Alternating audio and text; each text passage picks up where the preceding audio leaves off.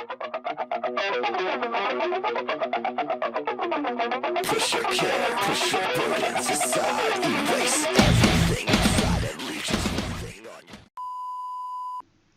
Assalamualaikum warahmatullahi wabarakatuh. Berjumpa lagi dengan saya Lina Venusa, masih membahas tentang UML atau Unified Modeling Language. Ya, sebenarnya ini adalah pelajaran pemodelan perangkat lunak kelas 11 jurusan rekayasa perangkat lunak SMK Telkom Purwokerto. Langsung saja.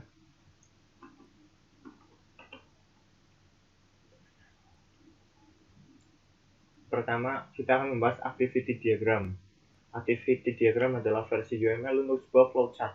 Activity diagram digunakan untuk menganalisa proses. Sebuah activity diagram bukan sebuah tool yang sempurna untuk menganalisis masalah dari sistem.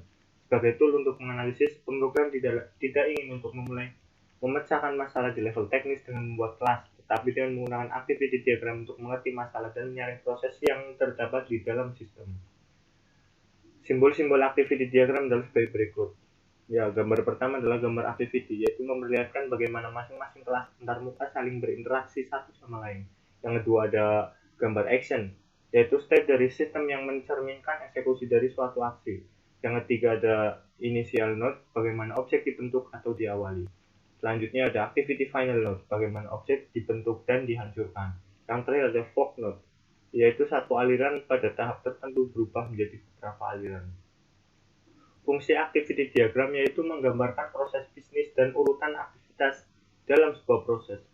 Dipakai pada bisnis modeling untuk memperlihatkan urutan aktivitas proses bisnis. Struktur diagram ini mirip flowchart atau tata flow diagram pada perancangan terstruktur, jadi mudah dipahami.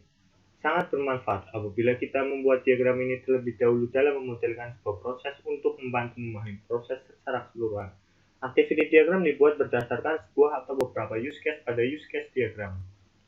Selanjutnya ada state machine diagram. Adalah teknik yang umum digunakan untuk menggambarkan behavior sebuah sistem. Hal ini digunakan untuk membantu analis, perancang, dan pengembang untuk memahami perilaku objek pada sistem. Simbol-simbol pada state machine diagram adalah gambar pertama dinotasikan atau dinamakan state. Dia digambarkan bentuk segi 4 dengan sudut membulat dan memiliki nama sesuai kondisinya saat itu. Yang kedua adalah titik awal atau start, digunakan untuk menggambarkan awal dari kejadian dalam suatu diagram state chart. Yang ketiga ada titik akhir atau end, digunakan untuk menggambarkan akhir dari kejadian dalam suatu diagram state chart. Ada guard yang merupakan syarat terjadinya transisi yang bersangkutan. Lalu ada point yang digunakan untuk menggambarkan apakah akan masuk ke dalam state atau akan keluar. Nah, yang terakhir ada event, yaitu digunakan untuk mendeskripsikan kondisi yang menyebabkan sesuatu pada state. Fungsi state machine diagram adalah menspesifikasi semua urutan yang mungkin dari pesan-pesan yang akan diterima objek tersebut bersama-sama dengan tanggapan atas pesan-pesan tersebut.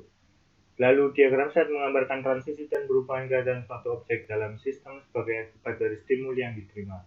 Selanjutnya, fungsi state machine diagram pada umumnya diagram ini menggambarkan kelas tertentu. Yang terakhir, state diagram membantu analis perancang dan pengembang untuk memahami perilaku objek dalam sistem. Yang terakhir ada sequence diagram. Sequence diagram adalah suatu diagram yang menggambarkan interaksi antar objek yang mengindikasikan komunikasi di antara objek-objek tersebut. Diagram ini juga menunjukkan serangkaian pesan yang dipertukarkan oleh objek-objek yang melakukan suatu tugas atau aksi tertentu. Objek-objek tersebut kemudian diurutkan dari kiri ke kanan. Aktor yang menginisiasi interaksi biasanya ditaruh di paling kiri dari diagram. Simbol dalam sequence diagram adalah sebagai berikut. Yang pertama ada lifeline, object entity, antar muka yang saling berinteraksi. Lalu ada message, sama dengan yang di bawahnya, hanya saja arah panahnya berbeda arah. Fungsinya adalah spesifikasi dari komunikasi antar objek yang memuat informasi-informasi tentang aktivitas yang terjadi. Fungsi sequence diagram antara lain mengkomunikasikan requirement kepada tim teknis, karena diagram ini dapat lebih mudah untuk dielaborasi menjadi model desain. Yang kedua merupakan diagram yang paling cocok untuk mengembangkan model deskripsi use case menjadi spesifikasi desain. Yang ketiga, analisa dan desain, memfokuskan pada identifikasi metode dalam sebuah sistem. Sequence diagram biasanya dipakai untuk memodelkan deskripsi tentang sistem yang ada pada sebuah atau beberapa use case pada use case diagram yang menggambarkan hubungan antara aktor dan use case diagram. Logika dari metode atau operation, function, atau prosedur. logika dari service high level method. Cukup sekian yang dapat saya sampaikan. Apabila banyak kata yang salah, saya mohon maaf yang sebesar-besarnya dan saya ucapkan terima kasih. Wassalamualaikum warahmatullahi wabarakatuh.